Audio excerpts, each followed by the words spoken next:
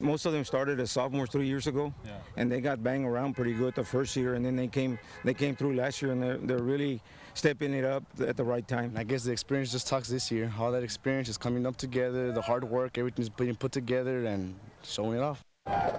Yes, they are Edcouch-Elsa and their senior-laden ball club, showing that they had what it takes. Their first real test of the district season came Friday night against Rio Grande City, but over 440 yards rushing. 3 different guys over 100 yards rushing. It was Edcouch-Elsa staying perfect with a big win over Rio Grande City, and one of the top performers of the week in the rushing was Brandon Montoya of Edcouch-Elsa, 180 yards, 3 touchdowns. It was led by Jacob Puente, quarterback from San Benito, 222 yards and 4 touchdowns. Meanwhile, passers, all 4 top passers in losing efforts: Jacob Lerma of Lyford, Michael Alvarez of Hidalgo, Javi Obregon of Rowe, and Jeremy Rodriguez of Rio Grande City. And in receiving, pretty much the same, except for Jarek De La Cruz of PSJ Memorial, who got a touchdown and a win against Harlingen South. But let's go back to Edcouch-Elsa, talk about the way they've been able to do this. And Brendan, a lot of it has had to do with defense. Yeah, when you wear all black like they do, you play in the black hole. You're known as La Maquina Amarilla. You better have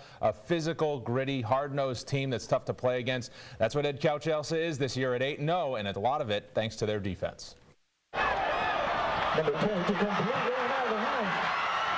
As the saying goes, defense wins championships. In Edcouch-Elsa's case, it's a district championship they want for the first time since the last of its 6 straight titles in 2008. And holding true to the saying, it's the Yellow Jacket defense that's getting it done. They're almost the same ones from last year. It's senior defensive kids, and they've been doing a real good job. They didn't have to learn anything. We didn't have to change anything, so they know the system, and they're doing a real good job of running it. We've been working hard since last year, senior year. We got to go hard. La Maquina Amarilla has been one of the stingiest defenses in South Texas. In 8 games, the unit has allowed just 60 points, 7.5 per game. Coach Joe Solis attributes the success to experience and his kids learning the hard way. Most of them started as sophomores 3 years ago, and they got banged around pretty good the first year, and then they came through last year, and they're really stepping it up at the right time. This Friday, the Jackets will face their toughest test of the regular season at Weslaco East, with the 32-4A title on the line.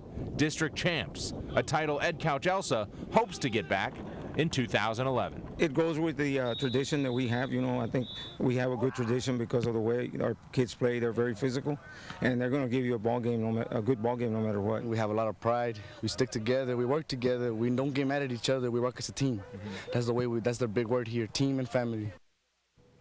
Check out the 32-4A standings. Roma now has an edge on Hidalgo after the Gladiators win at Bell Pate Stadium this last week. Rio Grande City, of course, has already played Weslaco East and Edcouch-Elsa, so their road to the playoffs is clear as well. But what we're talking about this week is, of course, the championship, 32-4A. It is Edcouch-Elsa at Weslaco East at Bobby Lackey Stadium on Friday night. Your thoughts about how Weslaco East will play this game against Edcouch-Elsa, Joe? Well, again, I said at the early part of this year, they got the wake-up call of the Valley when San Benito beat them, so they're going to approach this game no different than they have every game since then, and that is they're going to come out here and try to execute to perfection. They're going to need to against this defense of Edcouch-Elsa, and Weslaco East is going to have that huge, huge crowd behind them. I think that's going to be just enough to push them over the edge. This is going to be a war. I said it on my radio program that I hope this thing goes quadruple overtime, and I think Edcouch-Elsa might win it on a 2-point conversion. I'm leaning now that the Weslaco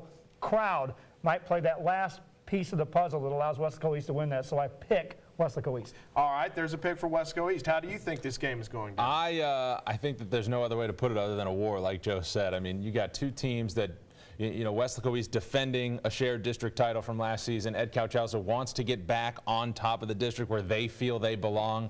I like the Yellow Jackets. I think that this senior group has been waiting for a couple of years now to say they could be district champs too, and I like the Yellow Jackets to get it done. When you've got a rushing attack like both of these teams do, whether it's Aaron Munguia on one side or if it's Brandon Montoya and Israel Laredo on the other side, this is going to be a very fast game. It could go 4 overtimes and be over by 10.